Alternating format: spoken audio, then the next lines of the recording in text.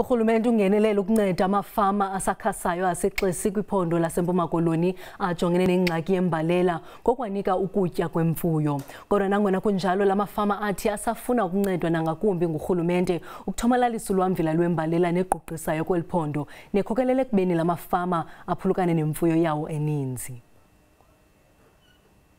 Emva kokubhengezwa kwephondo njengommandla wentlekele, emva kokuthwaxwa imbalela, isebe lezolimo liyaqhubekeka nokunika amafama uncedo.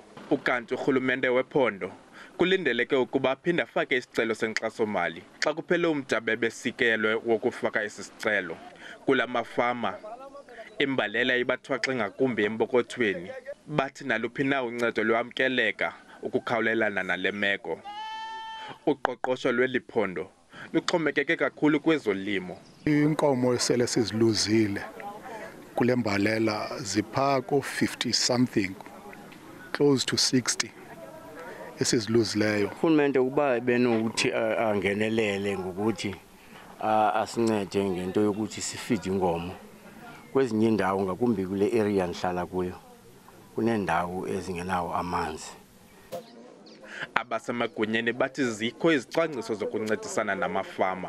Into ebalulekileyo ke sivumelene neFort Cox le njengoba silapha namhlanje uba masibambisane atsho namafama ekhokelwa yile committee drought uba sisifundo esi afunekanga silinde kude kube kubi because kona iyatsho i-prediction uba lento ye-climate change sazosisisela imbalela ixeshana elide. Urhulumente umemelela kumafama ukuba aqhagamshelane nee-ofisi zesebe lezolimo ezikufuphi kubo ukufumana uncedo.